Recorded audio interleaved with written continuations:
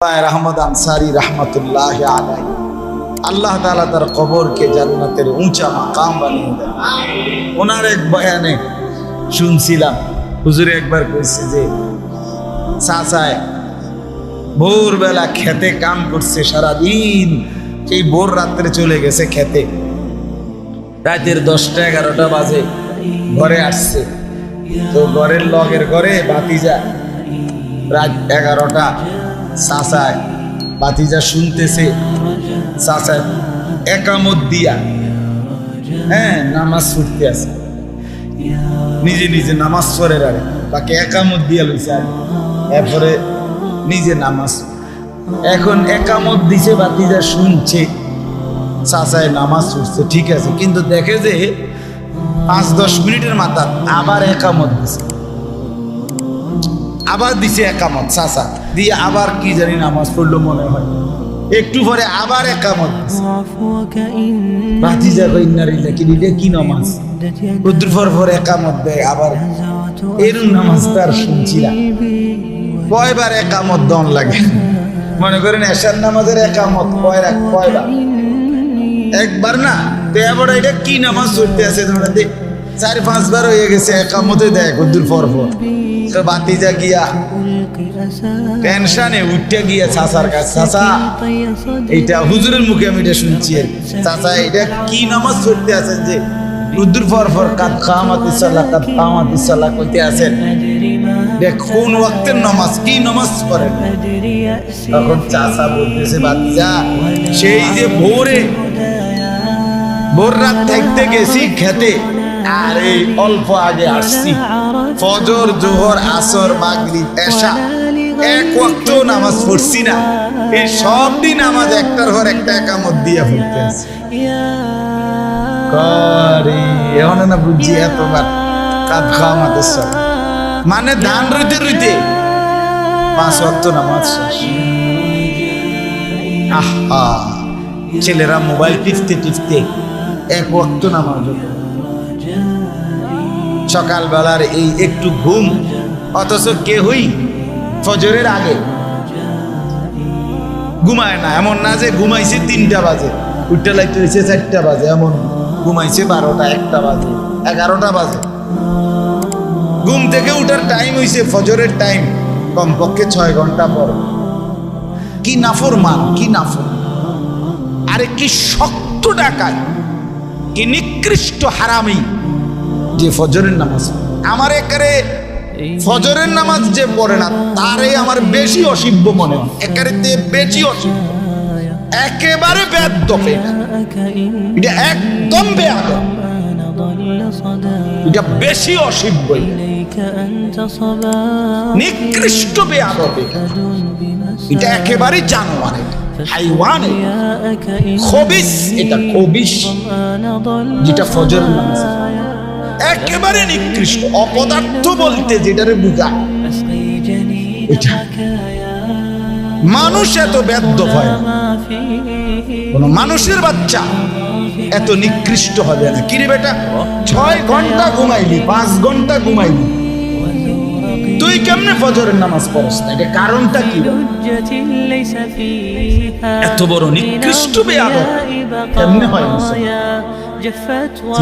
আমি আজকেও একেবারে কারেক্ট 4:45 জামা, বিশ্বাস করো 4:35 যখন বাজে,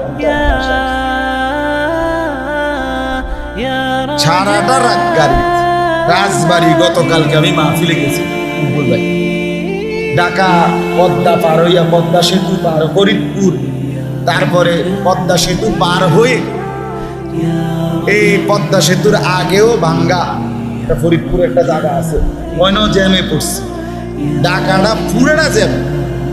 এই জ্যাম পার করে আইতে বাসায় যখন আসছি, বিশ্বাস করেন, আর ফজরের জামাতের আর 5-7 মিনিট বাকি, ফজরের নামাজ অজুটা করেই মসজিদে গিয়া ফজর পরে, ফজর বাদ আমার কওমি মাদ্রাসা সংগঠনের মিটিং, আগে মিটিং দিয়ে রাখছি, আমার খবরও নেই, আর এত রাজ্যে লাগবে আমি এটা ভাবিও না। এই যেখানে মিটিং হবে, ফজরের নামাজ সালামটা ফিরে আমার শিক্ষক নাজেম সাহেব মাওলানা মাসুম, এরে আমি ডাকে হলে মাসুম আমি এনে বইয়া কাই থইয়ে ঘুমাইতে আছি, তারা আইতে আইতে মানে মিটিংয়ের সদস্যরা আসতে আসতে যে কদ্দুর সময় পাই ঠিক 40-42 মিনিট হবে, তারা আসতে আসতে লাগছে মিটিং, এ কদ্দুর টাইম ঘুমাইছে।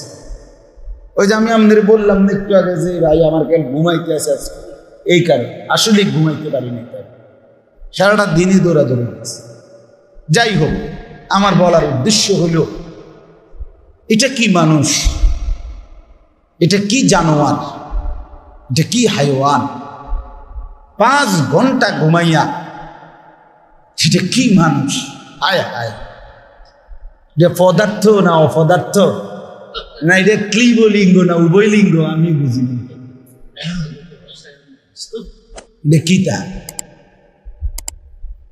জলজ্জান্ত মুসলমান এভাবে দিনের পর দিন কখনোই মনে পড়ে না ফজরের নামাজের কথা, তার রবের কথা, অথচ প্রতিদিন সেই রবের নিয়ামত হিসাবে আল্লাহ যদি চোখ খুলে না দেয়, কসম আল্লাহ, কারো পক্ষে ঘুম থেকে জাগার কোনো ক্ষমতা না।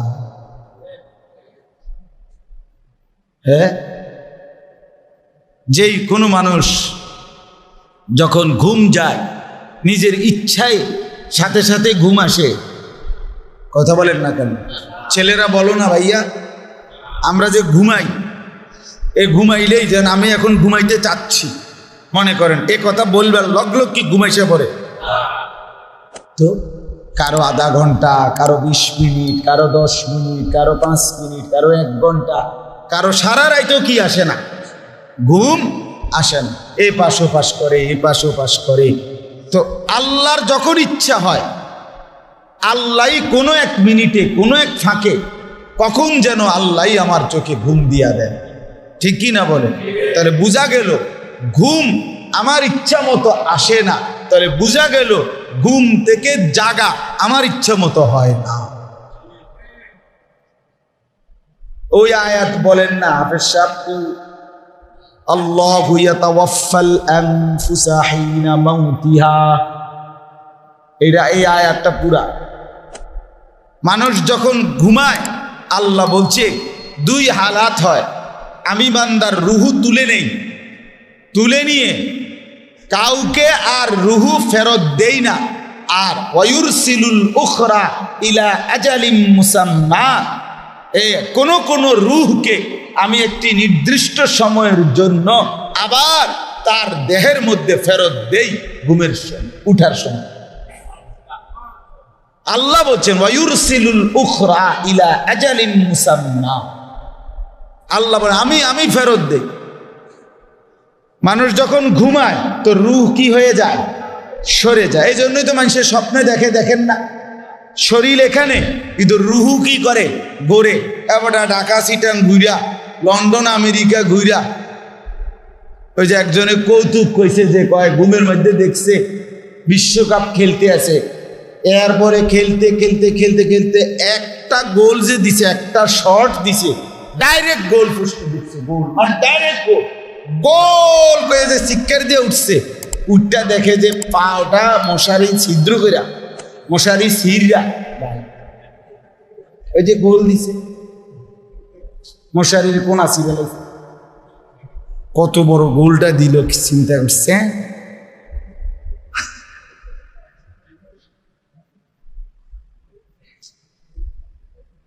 তাইলে বুঝা গেল রুহুত ছড়ায় নেয় আল্লাহ তাআলা বলছেন। এরপর আল্লাহ বলেন আমি আবার নির্দিষ্ট একটি সময়ের জন্য আবার আমার বান্দার রুহুটা ফেরত দিই, ফলে সে জেগে। হাদিসের মধ্যে আছে নবী সাল্লাল্লাহু আলাইহি সাল্লাম ঘুমাইবার সময় যে কয়েকটি দোয়া পড়তেন, একটা তো আমরা সবাই ছোট্ট দোয়াটা পারি, বিসমিকা আল্লাহুম্মা, অথবা আল্লাহুম্মা বিসমিকা আমুতু ওয়া আহইয়া, এটা আমার ছোট মাইয়াও পারে, 2.5 বছরের মেয়ে। কিন্তু আরেকটা দোয়া আছে রাসূলুল্লাহ সাল্লাল্লাহু আলাইহি সাল্লাম নিয়মিত পড়তেন, একেবারে সহিহ বিশুদ্ধ হাদিস, বিসমিকা রব্বি ওয়াদাতু জামবি ওয়াবিকা আরফাউহু ইন আমসাকতাহা ফাগফির লাহা ওয়া ইন আরসালতাহা